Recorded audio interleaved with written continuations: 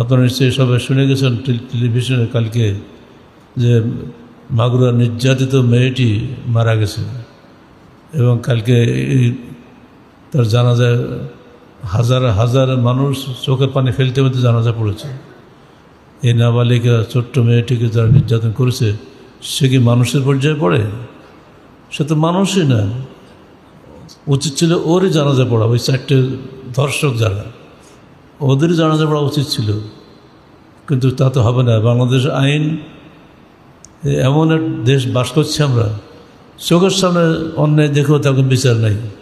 এখন এইটা চলে যাবে নিম্ন কোর্টে, মামলা হয়েছে, সেখান থেকে আবার যাবে জজ কোর্টে, এখান থেকে যাবে হাইকোর্টে, সেখান থেকে যাবে সুপ্রিম কোর্টে, যাবে অ্যাপিলেট ডিপার্টমেন্টে।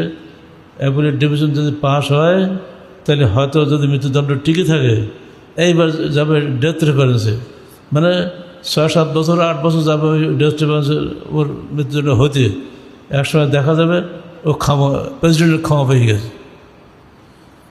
যদি সে দলীয় সরকার যদি সামনে আসতেছে, দলীয় সরকার যদি সমস্ত পাপ মাপ দলের লোক যদি হয়, এই হলে দেশের বিচারের ব্যবস্থা। আর এই কারণেই দেশে অন্যায় হতেই আছে, কোনো শাস্তি নাই। অথচ এটা যদি ইসলামের বিচারের ব্যবস্থা হইতো তাহলে এটা হতো নাকি? প্রত্যক্ষ অন্যায়, প্রত্যক্ষ বিচার ব্যবস্থা শেষ।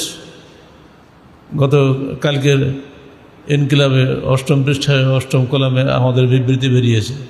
আমরা পরিষ্কার বলে দিয়েছে ইসলামী আইন ও বিচার ব্যবস্থা চালু করুন, আর আপনাদের নিজস্ব আইন ও বিচার ব্যবস্থা চলবে না। কে শোনে কার কথা? যেহেতু আমাদের তো আর সংখ্যাগরিষ্ঠতা নাই, আর আমরা সংসদেও নাই, প্রচলিত গণতন্ত্র আমরা সমর্থন করি না। এটা ফালতু জিনিস, খালি মাথা গোনার কাজ, আসল কাজের কিছুই নেই। আমরা ওই মেয়েটির পরকালীন মুক্তির জন্য আল্লাহকে দোয়া করে আল্লাহ তাকে জান্নাতুল ফেরদৌস নসিব করুন। আর এই ধর্ষকদের দৃষ্টান্তমূলক শাস্তি অতি দ্রুত আমরা আশা করি। বর্তমান তত্ত্বাবধায়ক সরকার যদি পারেন, অভ্যুত্থান পরবর্তী যে সরকার চলছে তারা যদি করেন তো এটা তাদের জন্য রেকর্ড হবে, কারণ আইন তৈরি করতে হবে। সেটা ওনারা পারবেন ইচ্ছা করলে।